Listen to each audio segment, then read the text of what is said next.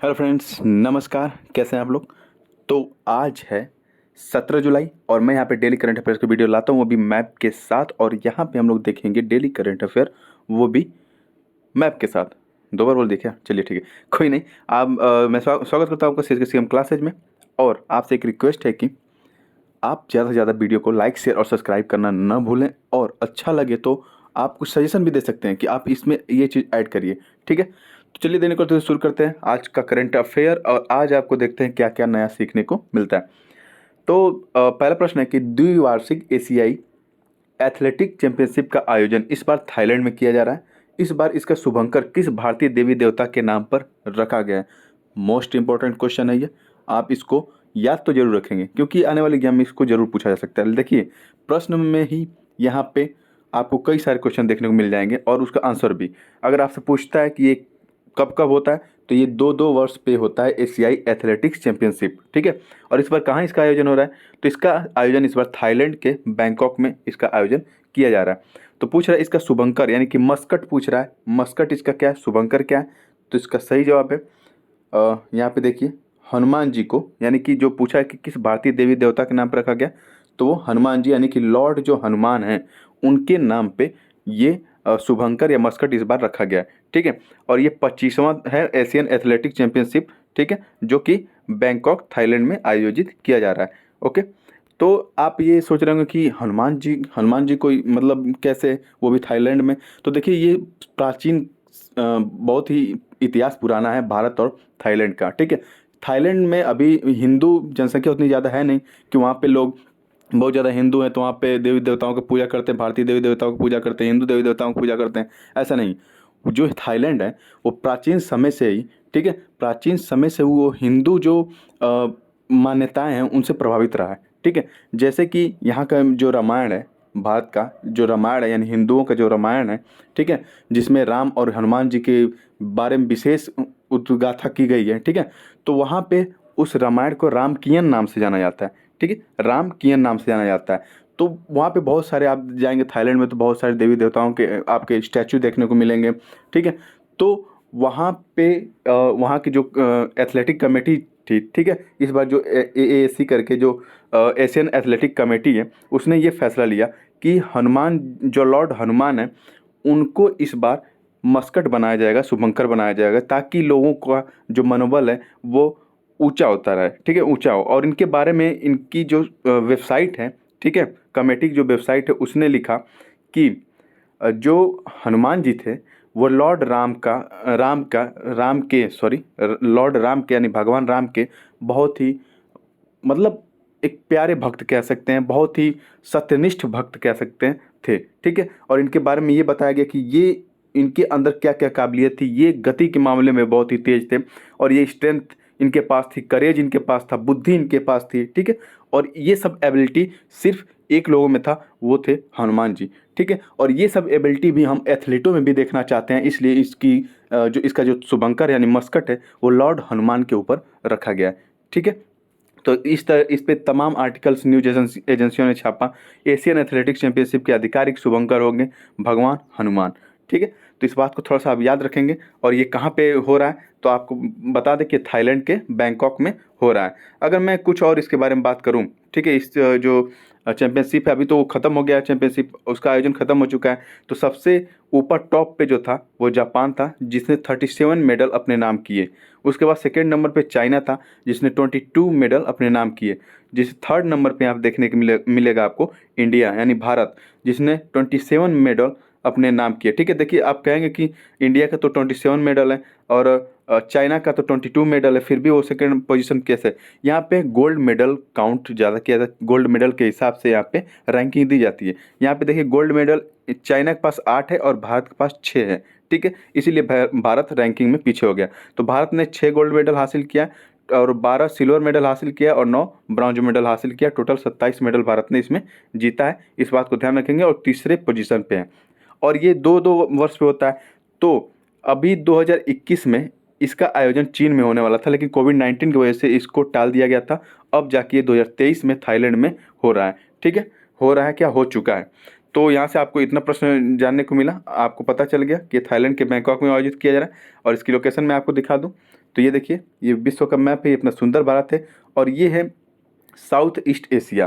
ठीक है, ये साउथ ईस्ट एशिया है। इसे आसियान ग्रुप के नाम से भी जाना जाता है, association of south east Asian countries या नेशंस। ठीक है, तो यहाँ पे आपको दिखेगा थाईलैंड। थाईलैंड ये देखिए, आपको ये दिखेगा थाईलैंड। एक मिनट रुक जाइए, ये वाला जो इलाका है ये थाईलैंड का है। ठीक है, ये थाईलैंड का है। बाकी जो ये कंट्री आपको दिख रही होंगी, ठीक है, बाकी जो कंट्री दिख रही हैं ये आसियान की मेंबर कंट्री हैं। आगे चलिए, अगला प्रश्न है, फ्रांस के बेस्टिल डे पर प्रधानमंत्री नरेंद्र मोदी विजिट किए थे फ्रांस। ठीक है, तो वहाँ फ्रांस गए, वहाँ पे बेस्टिल डे त्यौहार मनाया जा रहा था, फेस्टिवल मनाया जा रहा था। तो पूछा जा रहा है कि उससे संबंधित कथन क्या सत्य है, वहाँ पे क्या क्या हुआ, उससे संबंधित मैं एक दो कथन यहाँ पे दिया हूँ, ये आपको बताना है। फ्रांस और भारत के बीच क्या यूपीआई समझौता वहाँ पे हुआ था? हाँ हुआ था। जो यूनिफाइड पेमेंट इंटरफेस होता है वहाँ पे वो हुआ था। और the grand cross of the legion of honour award से प्रधानमंत्री नरेंद्र मोदी को सम्मानित किया गया था, ये भी सही है। बहुत ही बेहतरीन, बहुत कह सकते हैं, बहुत ही सम्मान के साथ प्रधानमंत्री नरेंद्र मोदी जी का वहाँ पे स्वागत हुआ। ठीक है, और सबसे हाईएस्ट जो अवार्ड होता है वहाँ पे फ्रांस में, ठीक है, जिसका नाम है the grand of cross of the legion of honour, उससे सम्मानित किया गया यहाँ भारत के प्राइम मिनिस्टर को। ये पर्सनल, अब कह सकते हैं कि जो प्रधानमंत्री नरेंद्र मोदी उनके लिए सम्मान नहीं, पूरे भारत के लिए सम्मान है। ठीक है, पूरे भारत की जनसंख्या के लिए सम्मान है, भारत के लोगों के लिए सम्मान है। ठीक है, तो आपको याद रखना है कि उस अवार्ड का नाम क्या था, तो the grand cross of the legion of honour. जैसे भारत में भारत रत्न सर्वोच्च सम्मान होता है, वैसे ही वहाँ पे the grand of cross of the legion honour, वहाँ पे फ्रांस का सर्वोच्च सम्मान है जो भारत के प्रधानमंत्री को दिया गया। ठीक है, तो यहाँ पे दोनों कथन यहाँ पे सत्य हैं, एक और दो दोनों सत्य हैं। आगे चलें तो ये देखिए, सम्मानित करते हैं इमैनुअल मैक्रों, जो वहाँ के राष्ट्रपति हैं, वो प्रधानमंत्री जी को ये सम्मान भेंट कर रहे हैं। ठीक है, अगर मैं बात करूँ यूपीआई की, तो यूपीआई अपनाने वाले कुछ और कंट्री हैं, जैसे कि यूके हो गया, नेपाल हो गया, भूटान हो गया, सिंगापुर हो गया, ऑस्ट्रेलिया हो गया, ओमान हो गया और फ्रांस हो गया। फ्रांस भी इसमें इंक्लूड हो गया है।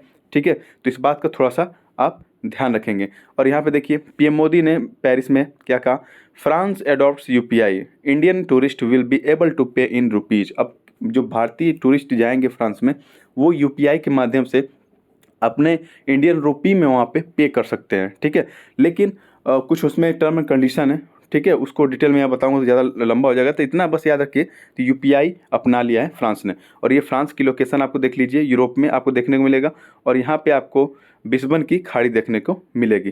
ठीक है, फ्रांस से संबंधित कुछ और यहाँ पे करंट की बात करें तो फ्रिंजेक्स जो होता है, भारत और फ्रांस के बीच में एक ज्वाइंट मिलिट्री एक्सरसाइज होती है, जो इस बार केरल के तिरुवनंतपुरम में आयोजित किया गया था। ठीक है, और लॉर्सन एंड टुब्रो जो भारत की कंपनी है, वो फ्रांस की एक मैकफी करके कंपनी है, उसके साथ इलेक्ट्रोलाइजर बना रहा है, जिससे हाइड्रोजन के उत्पादन में मदद मिलेगी। ठीक है, आगे चलें तो आगे चलते हैं। फ्रांस की राजधानी पेरिस है, आपको पता है। तो अगला प्रश्न, किस देश की संसद ने एक बिल पेश करके अपने देश की सुप्रीम कोर्ट को अपने देश की जो सुप्रीम कोर्ट की पावर को कम कर दिया है? ठीक है, तो देखिए, ये आर्टिकल आपको दिख रहा होगा, Israel Knesset gives first note to contested supreme court bill. Okay, तो जो इजराइल की संसद है जिसका नाम है नेसेट, उसने एक बिल पास किया। ओके, उसने एक बिल पास किया और ये कहा कि, एक कहा नहीं, मतलब उस बिल में इंक्लूड था।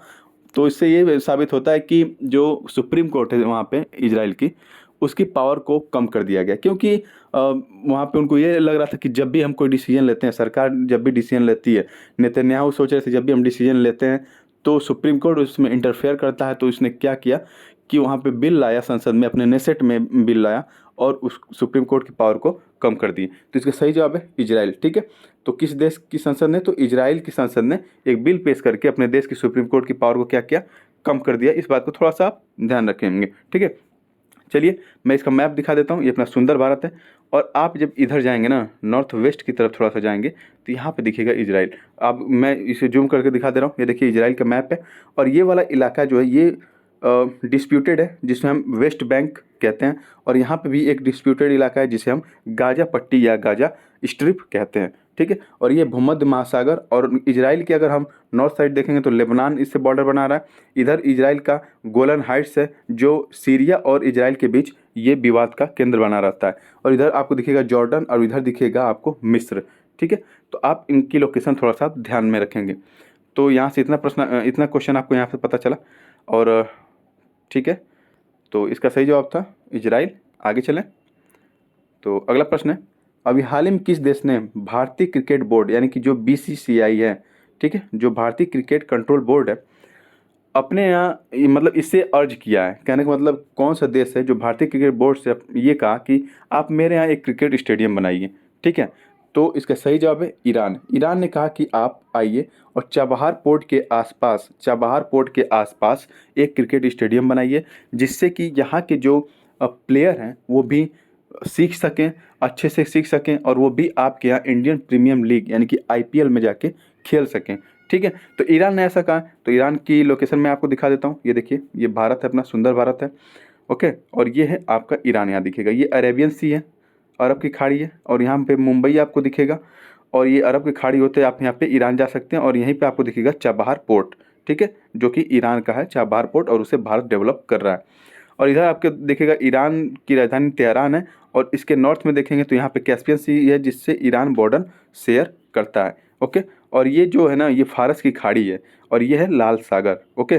तो आइए आगे चलते हैं, इससे संबंधित और कुछ बातें देख लेते हैं, ठीक है। तो ये देखिए, ईरान क्रिकेट कोच और BCCI to set up international stadium in Chabahar, hopes Iranian player make it to IPL, okay. ये तो मैं आपको बता दिया हूँ। ईरान से कुछ और प्रश्न देख लेते हैं। अभी ईरान एससीओ यानी कि जो संघाई कॉरपोरेशन ऑर्गेनाइजेशन है, उसका अभी फुल मेंबर बन गया है, यानी कि कह सकते हैं 9वां मेंबर इस समय बन गया है ईरान, ओके। और अगर हम बात करें तो अभी ट्राइलेटरल मीटिंग हुई किसके किसके बीच में, भारत, आर्मेनिया और ईरान के बीच में ट्राइलेटरल मीटिंग हुई कि क्या किया जाएगा, कि जो international north south transport corridor है, international north south transport corridor, यानी कि आप देख सकते हैं मुंबई से लेके ये ईरान होते हुए, ठीक है, ये आगे ऐसे बढ़ेगा, इसे इधर से होते हुए आगे बढ़ेगा, और ये जो रसिया वाला पार्ट है, इसकी राजधानी जो मॉस्को है यहाँ तक जाएगा, ठीक है। ये इंटरनेशनल, ठीक है, ये international north south transport corridor इसको बोलते हैं। इसको डेवलप करने के लिए कि कैसे आगे और इस पर काम किया जाए, उस पर बात किए थे 3 लोग मिलके, इंडिया, आर्मेनिया और ईरान, ठीक है। तो इस बात को आप थोड़ा सा ध्यान रखेंगे। और यहाँ से आपको क्या पता चला, भारतीय क्रिकेट बोर्ड से किसने कहा कि हम मेरे यहाँ एक स्टेडियम बनाइए आप, तो ईरान ने कहा। तो यहाँ से आपको इतना प्रश्न पता चला, ठीक है। तो आइए एक और क्वेश्चन यहाँ पे देख लेते हैं। एशियन कबड्डी चैंपियनशिप 2023 इंडिया ने ईरान को हरा के फाइनल जीत लिया था, आप इस बात को थोड़ा सा ध्यान रखेंगे। तो अगला प्रश्न है कि अभी कहाँ पर हाल ही में रेजर पे, ठीक है, रेजर पे एक पेमेंट इंटरफेस है कह सकते हैं, ठीक है, पेमेंट करने का एक माध्यम है, तो ऑनलाइन पेमेंट करने का एक माध्यम है। तो कह रहा है कि रेजर पे ने अपना पहला अंतर्राष्ट्रीय भुगतान गेटवे ओपन कहाँ किया, किस देश में किया, यह आपको बताना है। तो इसका सही जवाब है मलेशिया। मलेशिया में अभी हाल ही में रेजर पे ने ऐसा गेटवे बनाया है, तो मलेशिया में बनाया है। तो ये देखिए, India Malaysia can now trade in Indian rupee. अभी आपको अभी एक क्वेश्चन पता चला होगा कि चर्चा में था कि मलेशिया और इंडिया अब रुपी में ट्रेड कर सकते हैं। और अभी कल परसों में मैं बताया था आपको कि बांग्लादेश और इंडिया ने भी रुपी में ट्रेड करना स्टार्ट कर दिया है, ठीक है। और मलेशिया की बात करें तो मलेशिया और भारत के बीच में एक एक्सरसाइज होती है जिसका नाम है हरमऊ शक्ति, इस बात को याद रखेंगे आप। और मलेशियन ओपन जो है, जो मलेशिया ओपन के नाम से जाना जाता है, इसको अकाने यामागुची, ठीक है, अकाने यामागुची और विक्टर एक्सेल्सन ने जीत लिया था। महिलाओं में अगर पूछेगा तो अकाने यामागुची, और पुरुष में पूछेगा तो विक्टर एक्सेल्सन, इन दोनों ने मिलकर मलेशिया ओपन जीता था, ठीक है। तो अगर मलेशिया की लोकेशन में बताऊं तो ये देखिए, अपना सुंदर भारत है, इधर आ जाएंगे साउथ ईस्ट एशियन नेशन में, तो यहाँ पे दिखेगा आपको मलेशिया, ठीक है, यहाँ पे दिखेगा मलेशिया, इधर है थाईलैंड, और बाकी ये साउथ चाइना सी है, और ये है इंडोनेशिया का पार्ट, आप यहाँ पे देख सकते हैं। तो यहाँ पे जो रोजर पे है, ये मलेशिया में जाकर ओपन किया अपना इंटरनेशनल गेटवे। तो इससे क्या फ़ायदा होगा, फ़ायदा यही होगा कि भारत का थोड़ा सा और डोमिनेंस बढ़ेगा, मतलब कहने का मतलब ये है कि इससे भारत और मलेशिया है जिसके बीच में व्यापार और सुगम हो सकेगा, ठीक है। जो मलेशिया में भारतीय लोग रहते हैं वो इंडियन रुपी में पेमेंट कर पाएंगे, ठीक है। तो इस तरह से ये गेटवे काम करता है।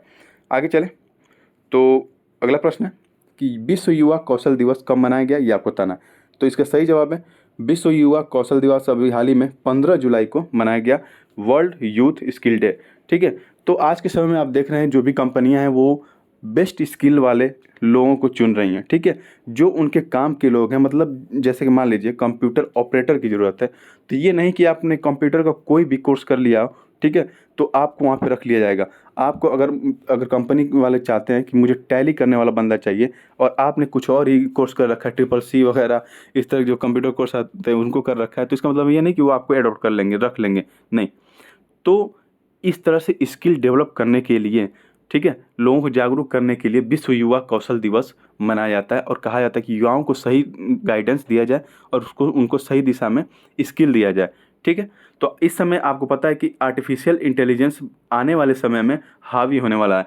जो भी नौकरियां जनरेट होंगी ज़्यादातर आर्टिफिशियल इंटेलिजेंस बेस पे जनरेट होंगी। तो अभी मैं कल परसों में आपको बताया था कि इंटेल, ठीक है, इंटेल और डेल जो मिल के भारत में एक स्किल लैब बना रहे हैं, एआई स्किल लैब बना रहे हैं, ठीक है, जिसके तहत जो आर्टिफिशियल इंटेलिजेंस से संबंधित जो भी नौकरियां जनरेट होंगी उनसे संबंधित वहाँ पे स्किल दी जाएगी। तो वही है विश्व युवा कौशल दिवस। इसमें भी आपको बताया जाएगा कैसे आप समय के डिमांड के अनुसार, मांग के अनुसार अपने स्किल को डेवलप करें। तो याद रखेंगे 15 जुलाई को मनाया जाता है। और कुछ यहाँ पे इंपॉर्टेंट डे देख लें तो 14 जुलाई को बैस्टिल डे मनाया गया फ्रांस में, इस बात को आप याद रखेंगे। और 11 जुलाई को विश्व जनसंख्या दिवस मनाया जाता है और भारत की जनसंख्या इस समय सबसे ज़्यादा है विश्व में। अभी हाल ही में कोई भाषा को 8वीं अनुसूची में शामिल करने के लिए किस राज्य सरकार ने प्रस्ताव पारित किया है, तो इसको बताना है। तो ये सही जवाब है उड़ीसा। उड़ीसा राज्य सरकार ने अभी कोई भाषा को, ठीक है, कोई language inclusion in eight scheduled gets approval of Orissa government, ठीक है। तो इस बात को थोड़ा सा ध्यान रखेंगे, ये उड़ीसा सरकार ने ऐसा किया। उड़ीसा की लोकेशन दिखा दे रहा हूँ मैं, ये देखिए, ये है उड़ीसा की लोकेशन जिसकी बाउंड्री इधर बे ऑफ बंगाल से लगती है, ठीक है।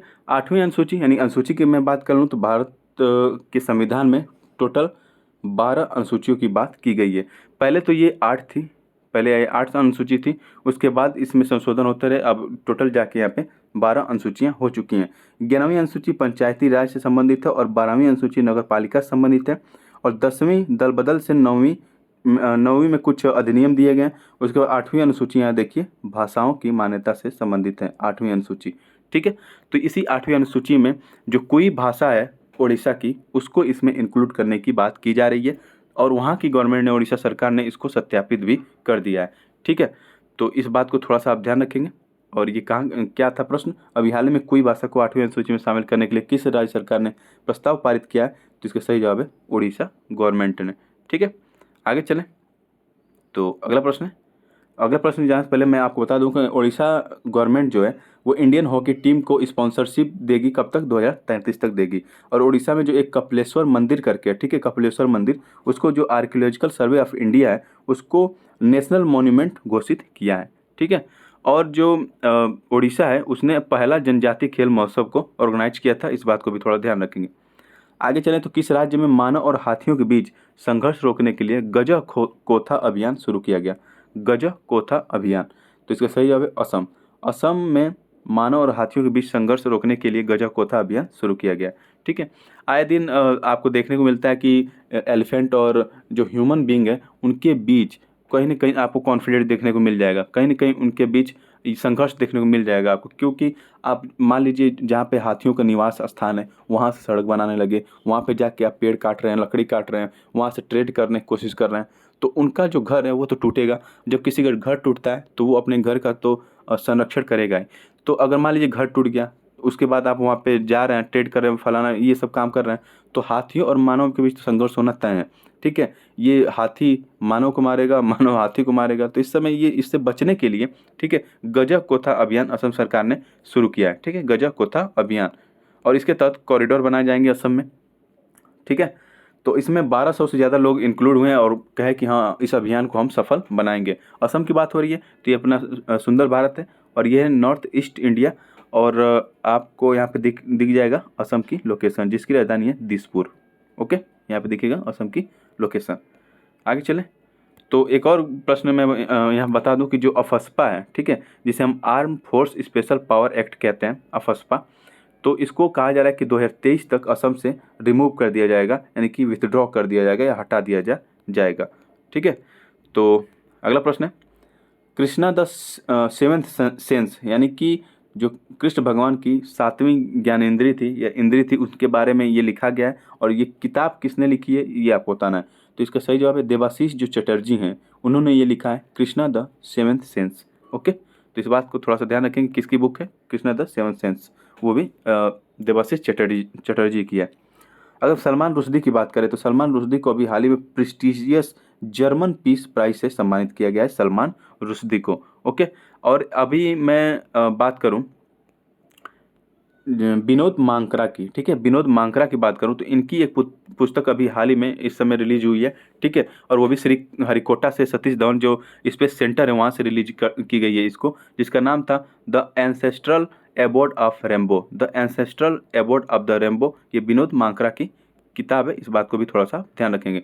कुछ और इंपॉर्टेंट जो बुक हैं 2023 की, उनकी लिस्ट यहाँ पे दिया गया है, आप इसको यहाँ पे चेक कर लेंगे, ठीक है। तो चलिए आगे चलते हैं। और फिलहाल आज की करंट में इतना ही। वीडियो कैसी लगी आपको कमेंट बॉक्स में लिख के जरूर बताएं। थैंक यू, जय हिंद।